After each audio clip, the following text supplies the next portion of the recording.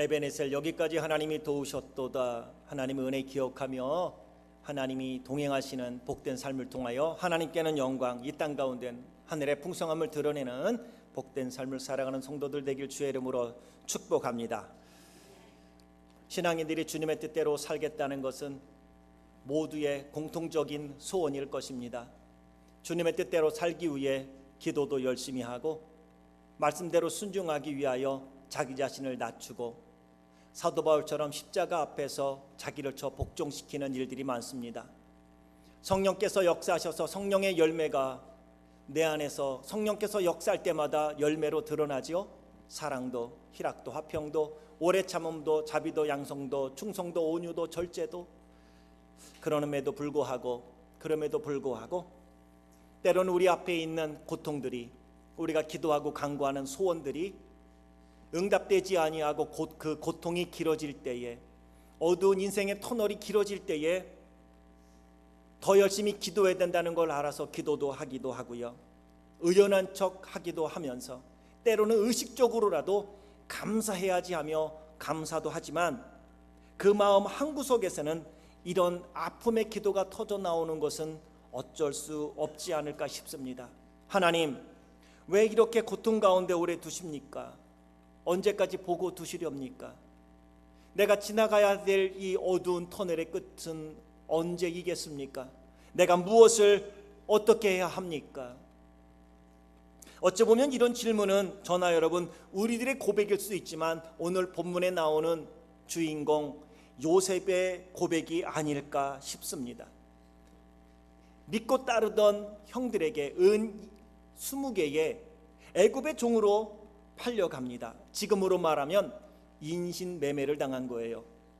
형들의 이름을 부르며 애절하게 형들 이름 하나하나 불러가며 유다 형, 나 좀 도와줘, 나를 살려줘, 잘할게. 울부짖는 요셉의 음성이 지금도 귓가에 맴도는 것 같습니다. 그런 그 요셉이 애굽의 총리가 되었습니다. 15년 전에 은 20을 받고 자신을 애굽의 물건처럼 팔아넘긴 10명의 형들과 꿈에 그리던 동생 베냐민을 대면하게 됩니다. 형들은 요셉을 애굽의 종으로 판 후에 아버지께는 짐승에게 찢겨 죽였다고 그의 옷에 피를 묻혀 아버지에게 보여주고 지난 15년 동안 거짓말을 하며 살았는데 15년이 지난 오늘 요셉이 애굽의 총리가 되었을 거라고는 상상도 못했을 것입니다.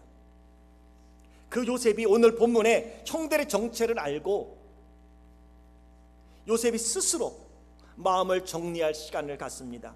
그리고 드디어 자신의 정체를 형들 앞에서 밝힙니다.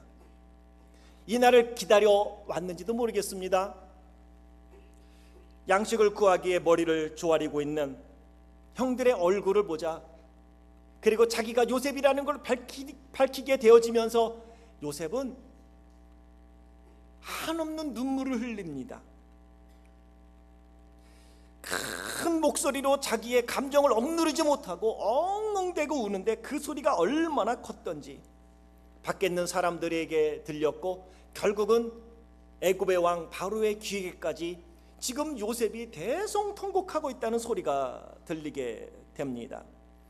그리움이었을까요? 아니면 허탈함이었을까요? 적어도 우리가 알 수 있는 것은 오열하고 있는 요셉의 눈물에는 헤아릴 수 없는 지난날에 대한 감정이, 수 없는 그의 감정이 섞여 있지 않았을까 싶습니다. 비아냥거리는 형님들의 소리, 그래 내가 어디 이렇게 팔려가면서 우리가 너에게 절할 날이 오는지 한번 살아봐, 꿈꾸는 자가 온다, 어디 한번 잘해봐 라는 비웃음의 그 소리, 자기를 무시하는 소리, 결국 형님들에게 인신매매 당해 애굽에 팔려갔던 요셉, 그의 눈물에는 이러한 모든 생각들이, 감정들이 섞여 있지 않았을까 싶습니다. 드디어 요셉이 총리답게 감정을 딱 억누릅니다. 당황하여 겁에 질려 있는 형들, 내가 요셉이라 했으니 저 요셉이 그 요셉인가? 나는 어디에 와 있고 나는 누구요? 당황하며 두려워하는 저들에게 드디어 요셉이 형들에게 자신의 과거를 꺼냅니다. 과거는 덮는 게 아니거든요. 과거는 흔들어 마셔야 되거든요. 죽이든 살리든 무엇인가 끝장을 내야지 덮고 가서는 안 되는 거거든요. 그래서 요셉이 자기의 과거를 꺼냅니다. 4절에 나는 당신들의 요셉이니 당신들의 애굽의 판자라. 당신들이 애굽의 판자라. 형님들은 수만 번 쉬는 그 짧은 시간이 몇천 년이 흐르는 것처럼 긴장되고 그 시간이 길었을지도 모르겠습니다. 왜냐하면 이제부터 요셉이 본격적으로 복수할 차례이기 때문입니다. 완벽한 기회입니다. 죽일 수도 있고 살릴 수도 있습니다. 요셉 앞에 엎드려 있는 형들의 목숨은 사실 목숨이 아닌 것이지요. 근데 요셉이 이상해졌어요. 죄를 짓고 지난 15년 동안도 잘 먹고 잘 산 형들 때문에 정신이 이상해진 걸까요? 형들을 향한 원망과 미움과 한이 쌓였을 법도 한데, 복수의 날을 기다렸을 법도 한데, 당당하고 자신에게 호통치며 불의를 할 법도 한데 형들의 길을 의심하게 하는 말을 요셉이 하고 있는 거예요. 그게 5절인데 이렇게 말해요. 당신들이 나를 이곳에 팔았다고 해서 근심하지 마소서, 한탄하지 마소서. 하나님이 생명을 구원하시려고 나를 당신들보다 먼저 보내셨습니다. What? 그러는데 다시 한번 요셉이 형들에게 8절 이렇게 말합니다. 그런즉 나를 이리로 보낸 이는 당신들이 아니요 하나님이시라. 하나님이 나를 바로에게 아버지로 삼으시고 그 온 집의 주로 삼으시며 애굽 온 땅의 통치자로 삼으셨나이다. 어리다고, 힘이 없다고, 아는 것이 부족하다고, 경험이 없다고 무시를 당하며 피를 나눈 형들에 의하여 인신매매를 당했던 요셉이 자기에게 엎드려 목숨을 지금 구걸해야 될 입장에 있는 형들을 향하여 이렇게 고백하고 있는 지금 이 요셉이 이해가 됩니까? 오늘 이 본문은 오늘 저나 여러분 우리에게 주는 의미가 강합니다. 태평양 어떻게 건너오셨습니까? 어떻게 미국에 살게 되었지요? 그리고 오늘의 삶은 여러분에게 만족을 주고 있습니까? 조금 가졌다고 없는 사람을 무시하지는 않습니까? 조금 배웠다고 무식하다고 깔보지는 않습니까? 때로는 언어와 문화가 다르다는 이 땅에 살면서 여러분들이 느끼는 고독감은 무엇입니까? 이곳에 있게 된 것이 그 누구 때문이었다고 혹시나 생각하고 있지는 않습니까? 그렇다면 오늘 요셉이 고백하고 있는 이런 고백, 그가 어떻게 할 수 있는가? 어찌 보면 지금 저나 여러분 우리가 살고 있는 것보다 더 힘든 삶을 살았을 그 요셉이 어떻게 이러한 고백을 할 수 있었을까요? 예수님을 20년, 30년, 40년, 50년 믿은 지금 우리는 오늘에 대하여 이렇게 평가할 수 있겠습니까? 아직도 가슴 한구석에다가 원한을 품고 살지는 않습니까? 서운한 마음, 내가 너만 아니었어도 여기 오지 않았을 텐데, 내가 그때 그 사람만 만나지 않았어도 내 인생이 이렇게 망가지지는 않았을 테하며 어떠한 사람을 아직도 원망하면서 그 문제의 해답이 나에게 있고 그 문제의 해결책이 하나님께 있다는 사실은 잊어버리고 살고 있지는 않습니까? 요셉을 통하여 저나 여러분 우리를 이 땅에 보내신 분이 하나님이라는 사실을 깨닫고 오늘 요셉을 통하여 우리에게 주시는 하나님의 음성을 들었으면 좋겠습니다. 그렇다면 어떻게 요셉은 인생의 밑바닥에서도 삶을 포기하지 않고 인생의 정점에서도 형들을 향해 이런 멋진 고백을 하는 믿음의 사람이 될 수 있었을까요? 그것은 단 하나입니다. 요셉에게는 신앙으로 오늘을 재해석할 수 있는 믿음이 있었기 때문입니다. 믿음이란 지식이 아닙니다. 믿음이란 경험이 아닙니다. 믿음이란 하나님을 의지하는 것이고 하나님을 인정하는 것이 믿음입니다. 내가 얼마나 많이 아느냐, 그것이 믿음이지 않고요. 내가 얼마나 오랫동안 예수님을 믿었느냐, 신앙생활 했느냐, 그게 믿음도 아니고요. 내가 어떠한 직분을 가졌느냐, 그것은 결코 믿음이 아닙니다. 믿음은 내가 얼마나 하나님을 하나님으로 인정하느냐, 하나님을 하나님으로 내가 섬기고 사느냐, 얼마나 그분의 하시는 일들, 그분의 섭리와 그분 이끄심에 대하여 내가 인정하고 감사하며 받아들이며 사느냐, 그리고 그 말씀을 아멘하며 나의 삶에 적용하고 사느냐, 그것이 곧 믿음인 것을 요셉은 우리에게 보여주고 있는 것입니다. 요셉이 갖고 있는 믿음과 저는 여러분 우리가 갖고 있는 믿음 무엇이 다르겠습니까? 요셉은 진짜 믿음을 가졌던 거고, 어찌 보면 우리는 연약한 믿음? 아니, 어찌 보면 이미테이션 같은 믿음을 갖고 있을지도 모른다는 것이죠.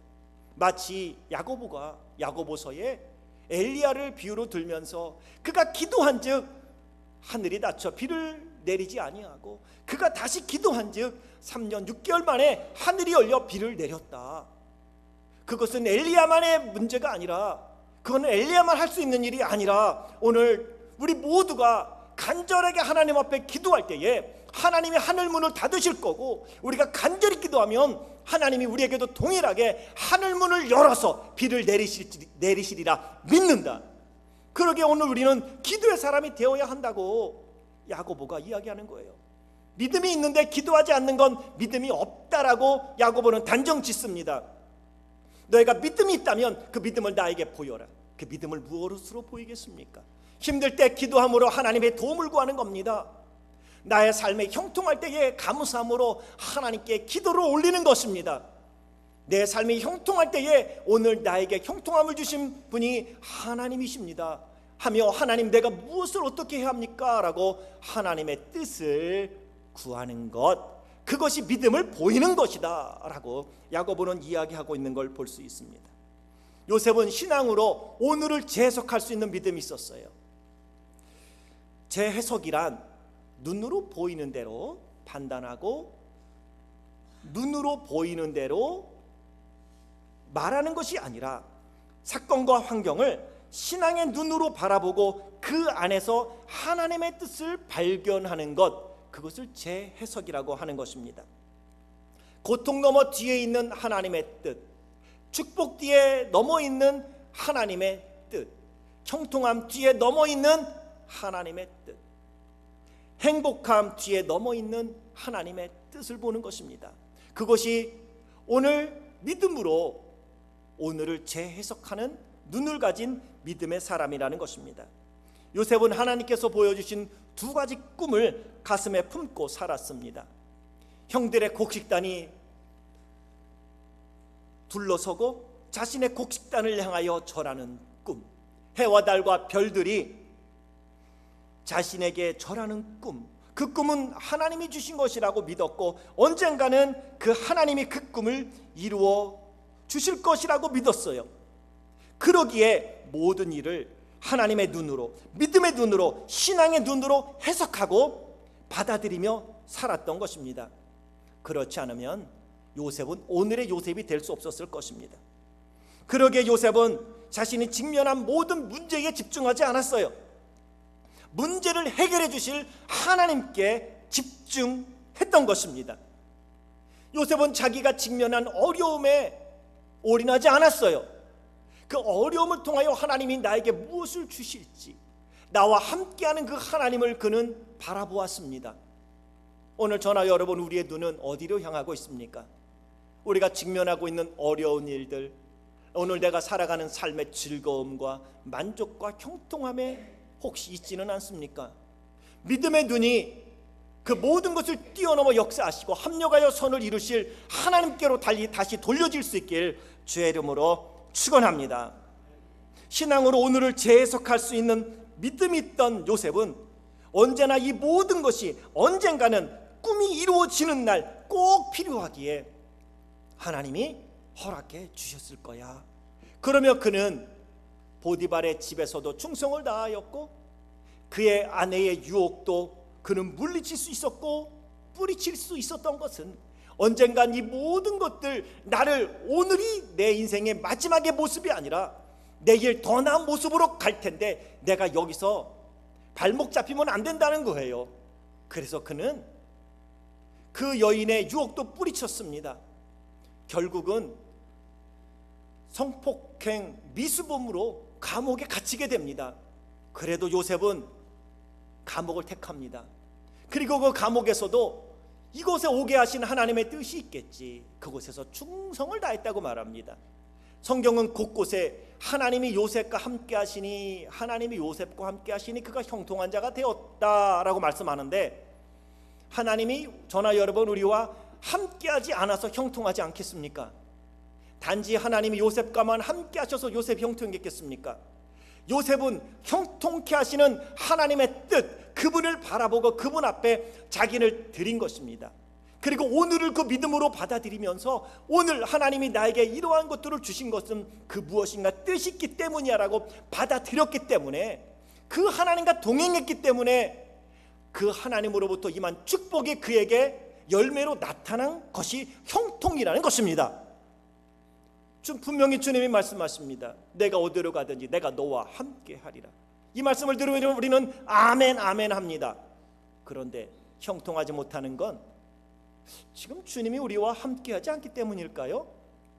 시냇가에 심겨는 나무처럼 시절을 쫓아 과실을 맺으며 그야 잎사귀가 마르지 아니함 같으니 그 행사가 다 형통하리로다 하셨는데, 그렇게 형통되지 않는 것은 하나님이 우리와 함께 하지 않기 때문입니까? 여러분과 함께 하지 않기 때문이겠습니까? 오늘 우리가 하나님 앞에 요셉처럼 믿음으로 오늘을 재해석하고 맡길 수 있을 때, 고통 중에도 감사할 수 있고 힘들 때도 우리는 하나님을 찬양하는 믿음의 사람이 되리라 믿습니다. 언젠가 내게 이 꿈이 이루어지는 날, 오늘이 꼭 필요한 거예요.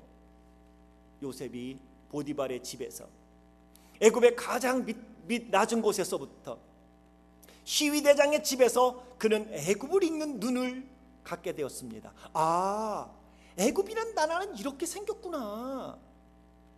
그리고 그는 감옥에 갔습니다. 감옥에서 가장 낮은 자리에 있는 사람들, 그들을 섬겨가면서 애굽의 체제를 본 것입니다. 법적인 조직을 본 것입니다. 그리고 그것을 다 경험했기 때문에 그가 총리가 되었을 때에 밑바닥에 있는 사람들부터 고위 간직에 있는 모든 사람까지 다 어우러서 그가 총리로서의 사명을 감당할 수 있던 것입니다. 단순히 지혜가 있어서 흉년 가운데 곡식을, 풍년이 드니 곡식을 모아서 흉년을 대비했다, 그래서 총리 역할을 했다, 그게 아니거든요. 그가 오늘 나에게 이런 경험을 하신 것은 언젠간 나에게 꼭 필요한 일이 있기에 하나님이 주셨겠지라고 믿으면서 그는 하루하루 하나님을 인정하며 살았다는 것, 그게 신앙으로 오늘을 재해석한 요셉, 그리고 그에게 주신 하나님의 축복이 곧 형통이라는 것입니다.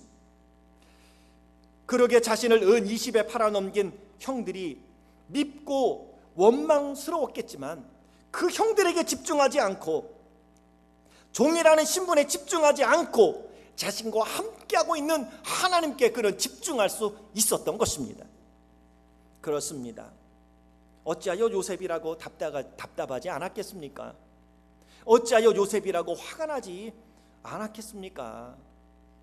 성경을 보아 알지만 요셉이 한 번의 형들을 용서했다고 생각하지는 않습니다. 성경을 보면 그가 여러 번 형들을 시험하는 모습을 봅니다.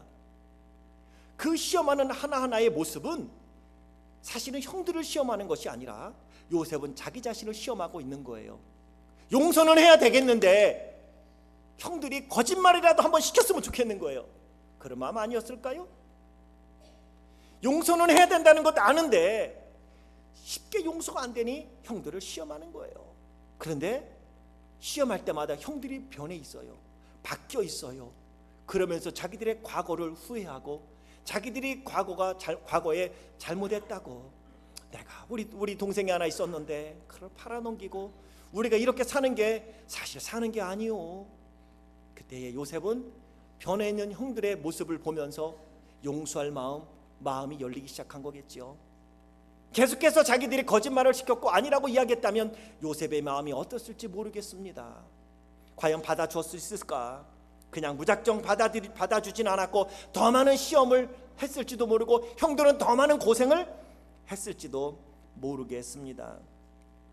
그래서 요셉은 처음 형들을 대면했을 때 정말 그의 안에 많은 감정이 섞여 있는 것을 성경을 통해 봅니다. 용서를 해야 되는데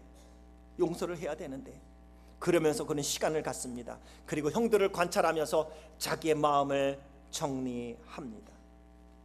요셉은 오늘 본문을 통하여 저나 여러분 우리 신앙인들이 어떻게 하면 신앙으로 오늘을 재해석할 수 있는지를 오늘 보여주고 있으니, 읽었던 5절에 하나님이 생명을 구원하시려고 나를 당신들보다 먼저 보내셨나이다.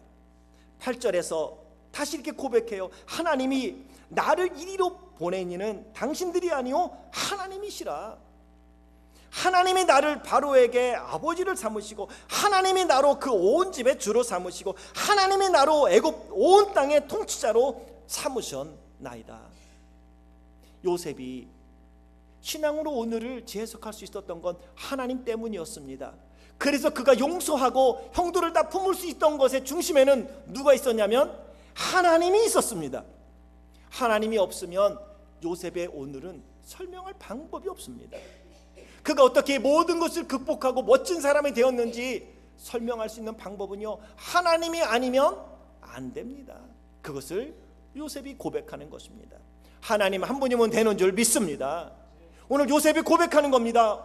5절에 하나님이, 8절에 그분이 이리 보내신 이가 하나님이시며 하나님이 이렇게 해주셨다고, 하나님이 하셨다고 고백할 수 있는 건 신앙으로 오늘을 재해석했기 때문입니다.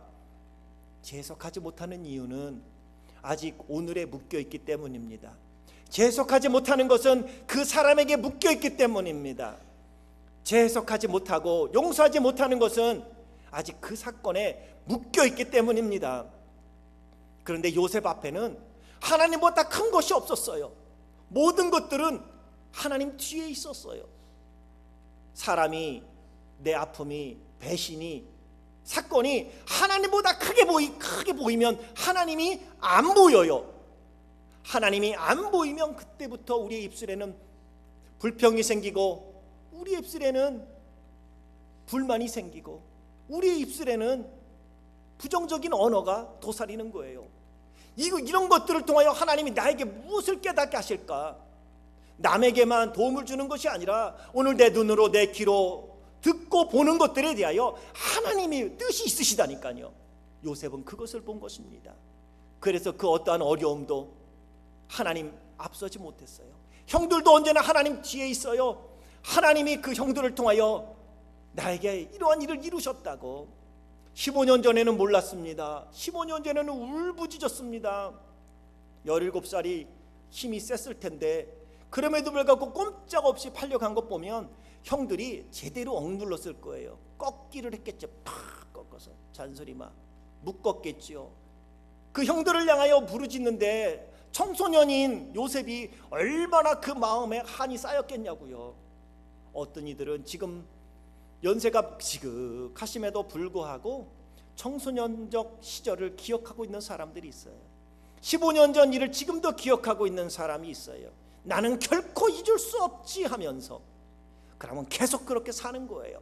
결코 그 사람에게는 하나님이 하시는 일을 보지 못할 거예요. 하나님이 나를 바로의 아버지로 삼고, 하나님이 나로 그 온 집의 주로 삼고, 하나님이 나로 애굽 온 땅의 통치자를 삼으셨습니다라는 고백 절대 할 수 없습니다.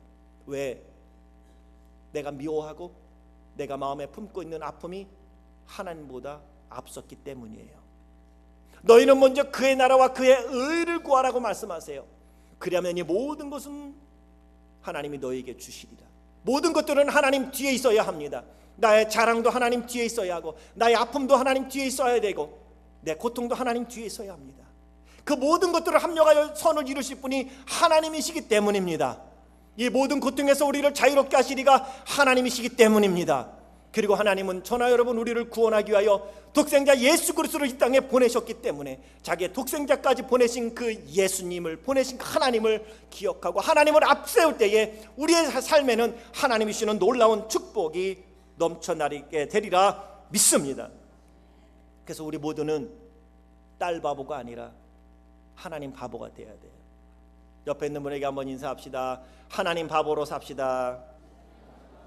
한 번 더, 하나님 바보로 삽시다. 그 하나님이 어떤 분인가를 가장 잘 보여주신 것이 예수님의 십자가입니다.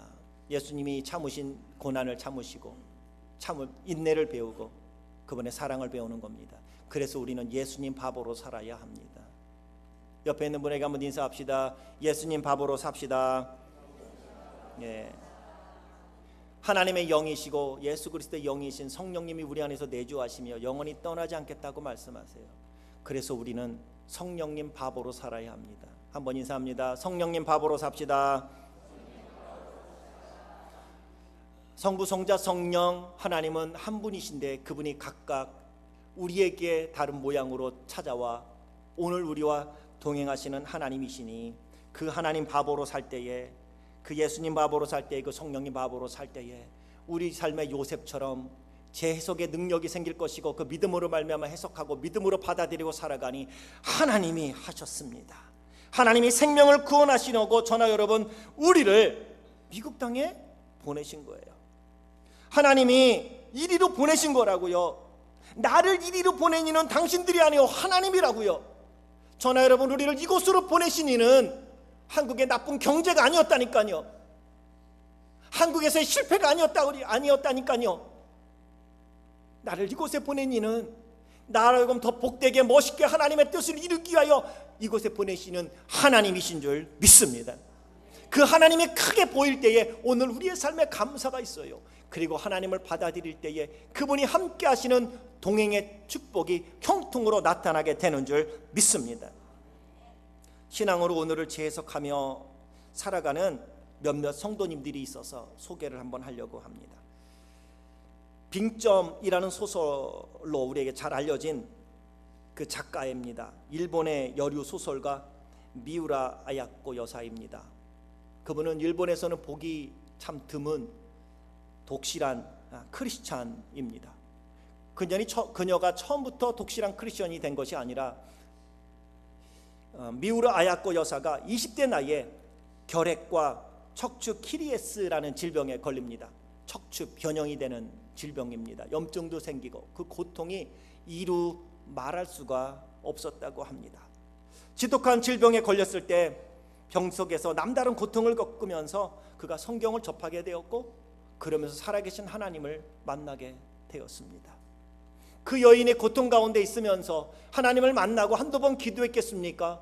그런데 그 고통이 찾아올 때마다 미우라 아야코 여사가 애송했다는 작자 미상의 신앙시가 있는데 그는 수시로 이렇게 이 시를 읊었다고 합니다. 아프지 않으면 드리지 못할 기도가 있습니다. 아프지 않으면 믿지 못할 기적이 있습니다. 아프지 않으면 듣지 못할 말씀이 있습니다. 아프지 않으면 접근하지 못할 성소가 있습니다. 아프지 않으면 우러러 뵙지 못할 성안이 있습니다. 아프지 않으면 나는 인간일 수조차 없다.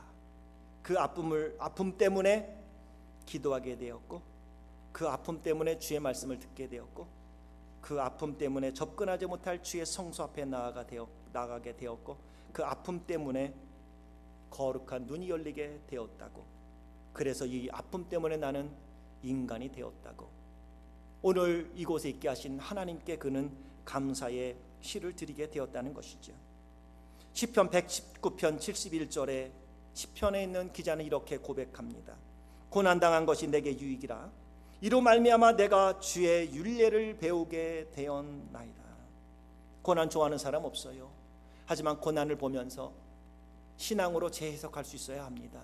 그럴 때에 고난이 지나간 이후에 하나님의 말씀을 깨닫고 주의 율례를 그 뜻을 배울 수 있고 나를 정금같게 하고자 했던 하나님을 만날 수 있게 되는 것입니다. 욥기 마지막 장인 42장에 고난을 모두 견딘 욥이 마지막으로 고백하는 것이 5절과 6절에 있으니 그가 이렇게 말합니다. 내가 주께 대하여 귀로 듣기만 하였사오나 이제는 눈으로 주를 배움나이다. 그러므로 내가 스스로 거두러 드리고 티끌과 재 가운데서 회개하나이다. 전에는 귀로만 들었어요. 그런데 이제는 눈으로 주를 배웁게 되었다고. 무엇을 통하여? 그 고통을 통하여. 오늘 우리 앞에 있는 모든 희로애락, 신앙의 눈으로 재해석하고 하나님이 이렇게 허락하신 이유가 어디에 있을까를 우리는 생각하고 바라보며 그 뜻을 구하고 그 뜻 앞에 나를 복종시켜 나아갈 때에 하나님의 놀라운 은혜가 갑절로 임하게 되리라 믿습니다. 어느 장로님에 대한 이야기를 하며 오늘 말씀에 대하여 도전을 좀 받길 원합니다. 어느 장로님에 대한 이야기입니다. 부자였습니다. 교회에서 큰일이 있으면 헌금도 많이 하고 아는 것도 많아서 교회 일에도 많이 참여하게 되었답니다. 그러다 보니 교회에서 그분의 명성이 났고 그분은 장로로 피태까지 되었습니다. 그런데 그 장로님이 장립을 사양했습니다. 왜냐하면 장로가 되면 자신의 사회생활에 많은 장애가 될 것을 알았기 때문이랍니다. 친구가 많아 술도 자주 마셔야 했고 쾌락도 적당히 즐겨야 됐는데 장로가 되면 세상의 즐거움을 다 포기해야 되니 용기가 생기지 않았다고 합니다. 한국은 실질적으로 많은 교회에서 장로 세우기가 어렵다고 합니다. 그 이유가 이것 때문이랍니다. 그런데 그분에게 당뇨 합병증이 생겼다고 합니다. 그로 인하여 쓰러졌는데 몸 오른쪽 반수를 쓸 수 없게 되었다고 합니다. 눈 하나는 실명되었고 오른발은 쓰지 못하게 되어 반신불수가 되었으니 얼마나 답답했을까요? 어느 날 목사님이 신방을 해서 보니까 책상에 앉아 성경책을 읽고 있더랍니다. 측은한 생각이 들어서 한마디 건넸대요. 얼마나 불편하세요? 그랬더니 활짝 웃으면서 말하더랍니다. 아닙니다. 너무나 좋습니다. 그 말에 한동안 말을 잇지 못하자 눈치를 보고 그 다음부터 무엇이 좋은지 이렇게 설명하더랍니다. 눈이 하나만 보이니 세상의 죄악을 보지 않고 오직 성경만 보니 너무 좋습니다. 기도 하나만 들리니 세상에 필요 없는 것들을 듣지 않고 하나님의 음성만 들으니 너무 좋습니다. 손은 하나만 쓸 수 있으니 세상의 쾌락에 탐닉하지 않고 성경만 넘길 수 있으니 좋습니다. 발은 하나만 쓸 수 있으니 죄악된 곳에 갈 수 없고 오직 집안에서 성경만 보고 하나님만 묵상하니 참 좋습니다. 그분이 나중에 장로로 교회에서 장립을 받게 되었고 선서할 때 늘 오른손을 들고 선서하는데 오른쪽 반쪽을 쓸 수 없으니 오른손을 들 수 없어 왼손으로 받치고 이렇게 선서를 했다고 합니다. 이 장로님의 모습이 온 교회에 하나님의 영광이 되었고 온 성도들에게 도전이 되었습니다. 이것이 신앙으로 오늘을 재해석하며 살아가는 성도의 모습입니다. 겸손하게 오늘 내가 갖고 있는 모든 것의 주인은 하나님이심을 인정하는 것입니다. 사람은 더 많이 가지려고 악을 씁니다. 자기가 더 잘났다는 걸 보여주기 위하여 큰 소리칩니다. 하지만 그 뒤에는 허전함이 있지요. 왜냐하면 하나님보다 앞서기 때문입니다. 하나님보다 앞서고 있는 모든 것을 다시 뒤로 넘기고 하나님께 최우선의 자리를 드려야 하리라 믿습니다. 이제 저나 여러분 우리의 차례입니다. 여러분은 오늘을 어떻게 재해석하시렵니까? 자신의 실수로 인해 잘못된 선택으로 인해 때로는 잘못한 것 없음에도 요셉처럼 타인에게 누명을 뒤집어 쓰기도 하고 마음 아파 밤잠을 설치기도 하고 남의 말에 살인을 당하기도 하고 너도 두고 봐 하면서 마음 한구석에 칼을 갈고 있지는 않습니까? 그런데 중요한 것은 오늘 우리는 이렇게 호흡하며 살고 있다는 것입니다. 그렇게 미워하는 그 사람이 죽지도 않고 장수하고 있다는 것이죠. 오늘 무엇으로 어떻게 이 모든 것들을 생각하렵니까? 기도해보지 않았겠습니까? 그리고 수없이 이야기해보지 않았겠습니까? 귀신은 뭐하냐고, 저것도 잡아가지 않냐고? 근데 그 사람도 여전히 살고 있고 나도 여전히 살고 있어요. 그렇다면 하나님이 원하는 뜻은 무엇일까요? 신앙으로 오늘을 재해석할 수 있는 믿음 달라고 하나님께 기도할 수 있기를 원합니다. 저나 여러분, 우리에게는 내일이 있습니다. 요셉처럼 하나님이 생명을 구원하시려고 나를 당신들보다 먼저 보내셨나이다. 나를 이리로 보낸 이는 당신들이 아니요 하나님이십니다. 이렇게 고백할 수 있는 믿음의 사람들이 될 수 있기를 주의 이름으로 축원합니다. 요셉은 언제나 신앙의 눈으로 오늘을 재해석하며 살았습니다. 그리고 하나님은 그의 믿음에 신실하게 역사하셔서 바로에게 하나님이 아버지를 삼으시고 하나님이 애굽의 주로 삼으시고 하나님이 애굽 온 땅의 통치자로 삼으셨습니다. 신앙의 눈으로 오늘을 바라보고 재해석할 수 있어야 하겠습니다. 그 신앙의 힘으로 내일을 바라보며 담대하게 당당하게 오늘을 살 수 있기를 원합니다. 오늘의 모습이 하나님이 저나 여러분 우리를 향한 마지막 최종적인 모습이 아니라 어제는 오늘이 있게 하기 위하여 허락하셨고 오늘은 어제보다 오늘보다 더 나은 내일을 주시려고 하나님이 허락하신 하루입니다. 오늘 하루 주시니가 하나님이시라면 그 아픔조차도 합력하여 선을 이룰 것이고 그 고통조차도 하나님이 합력하여 축복의 열매를 맺게 해주실 것이라 마지막은 하나님이 보내셨습니다. 하나님이 하셨습니다. 하나님이 바로의 아버지로 삼아주셨고 하나님의 애굽의 주로 삼아주셨고 하나님의 애굽의 온 통치자가 되게 주셨습니다.